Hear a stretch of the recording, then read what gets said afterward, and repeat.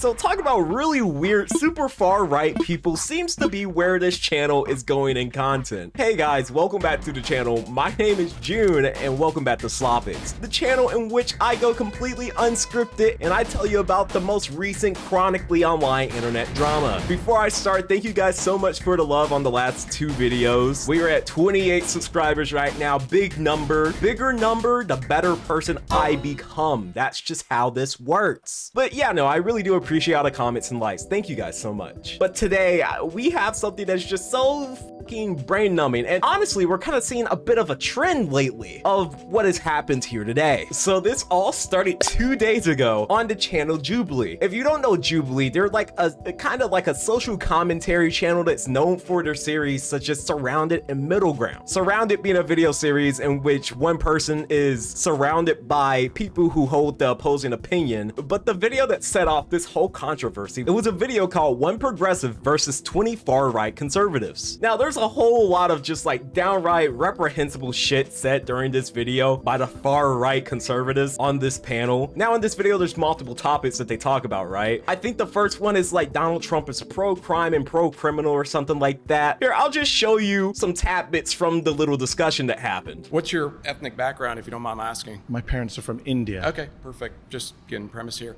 First of all, I want to say the premise of Donald Trump being pro-crime. No. I want to concern myself with why you care about what's happening in the U.S. first and foremost. Secondly, I am happy that he released J6. In fact, so much so that I was prepared to protest if he didn't. Okay. So when you say, are you okay that he's pro-crime? Sure, because you know what? We're changing the definition of what crime is, first and foremost. You don't think stomping on police officers' heads is a crime? I don't think it's no longer a relevant conversation anymore. You're really? arguing, no, it's not. And I'm identifying specific amendments where he is violating. He's only 6 months into his presidency, defying the First Amendment, the Fourth Amendment, the Fifth Amendment, the 14th Amendment. He wants to defy the 22nd Amendment and be president for a 3rd term. This is the problem we have right now. Free speech is under assault. The free press is under assault. Due process is under assault. So that for me is a problem.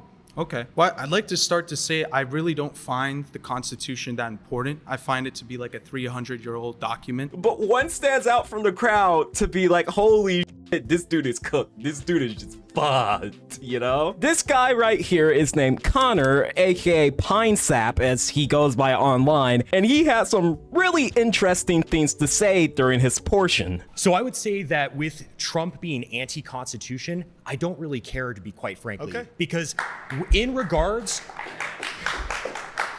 to the Constitution is a document that should seek to serve us. Yes. And when it fails to seek to serve us, I think things like blasphemy shouldn't be allowed per the First Amendment.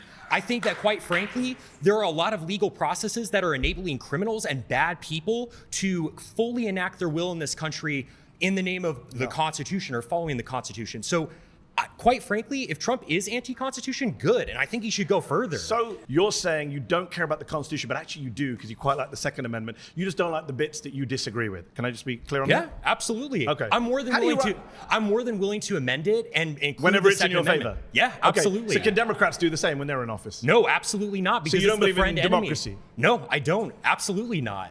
What do you believe in? Autocracy. By who? Honestly, quite frankly, anyone who is in line with Catholic teaching. Now, those were crazy already, right? Saying that he doesn't believe in democracy, saying that, you know, maybe the First Amendment isn't all that base, it's not how I would want it to be. But this one right here is where the story really kicks off. Carl Schmitt makes this point very well in his work. It's the friend-enemy distinction, right? You Carl liberals, Schmitt, the Nazi theoretician. Yeah, absolutely. I don't care. Are you a fan of the Nazis? I frankly don't care being called a Nazi at all. I didn't say that. I didn't actually say that. I said, are you a fan of the Nazis? Well, they persecuted the church a little bit. I'm not a fan of that. But what about the persecution of the Jews? I think that there was a little bit of persecution and stuff like that, which is bad. We may have to rename this show because you're a little bit more than a far-right Republican. Hey, what can I say? I think you could say I'm a fascist. Yeah, I am.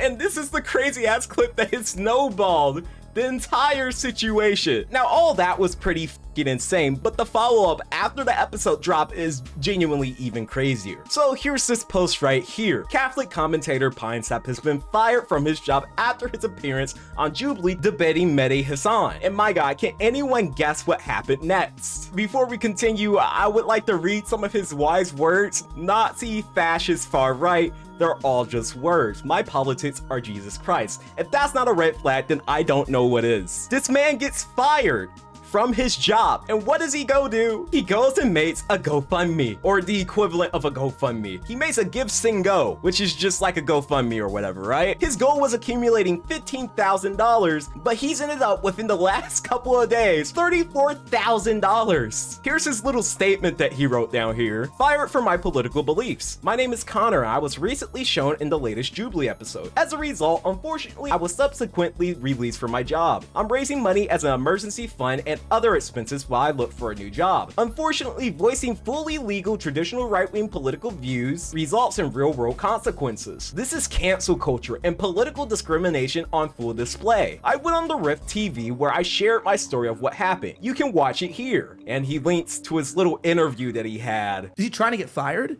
Because I know today that almost every job, every sector has been inundated with this DEI bullshit. They allow you to believe anything you want except for things that are stringently right-wing, Christian, or heterosexual, orthodoxy. Absolutely. And you are in some serious trouble in your personal life over this. Am I right? That is correct. What happened?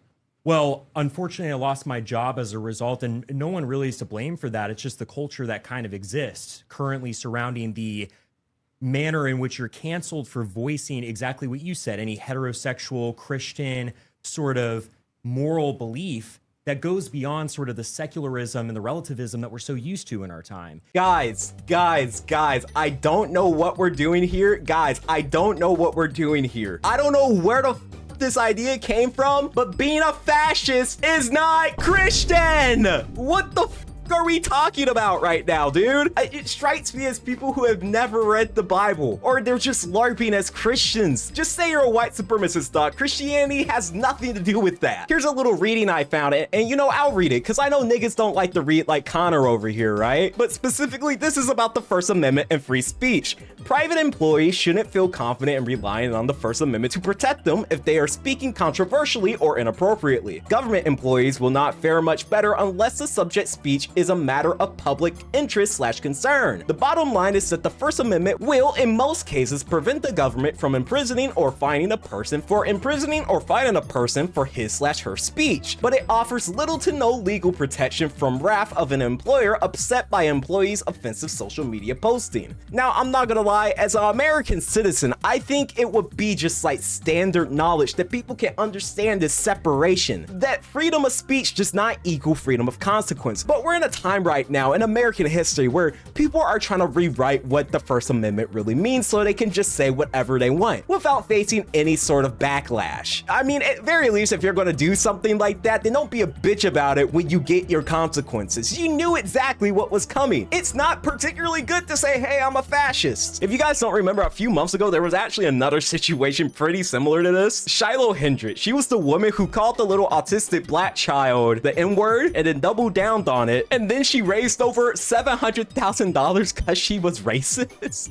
So I don't know, we're in a weird spot right now in like the American space. It's very weird, it's very odd, honestly guys, I'm like in distress at the state that America is in right now. I don't know how we've gotten so far gone that people can't understand the simple concept that free speech does not equal freedom of consequence, but it's here and it's here to stay. Low-key, this could be the play to get a significant amount of money. This could be the meta nowadays. Dude, fuck a 9-to-5. I'm gonna just be racist, get backlash online, lose my job, and then I'm gonna make a GoFundMe saying, I'm actually the victim. I am actually the victim. I am the victim.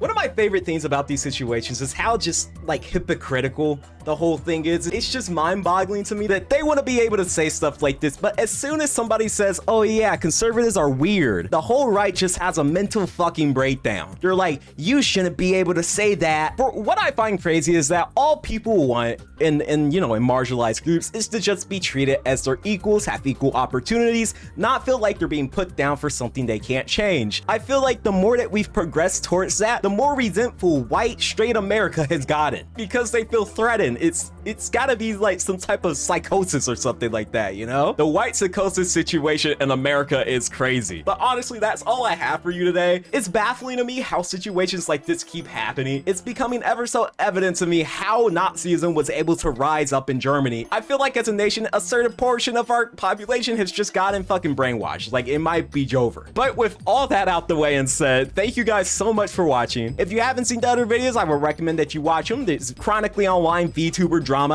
I know, crazy. In the description below, you can find my Instagram, Twitter, and TikTok all in one place, all in one easy place for you to find. Come interact with me. Come send me stories. Come send me something you want to see me talk about. Or I don't know, maybe just chat with me, you know, something like that. But with all of that said, thank you guys for 28 subscribers once again, and I'll see you, yes you, in the next video. Bye guys, bye bye.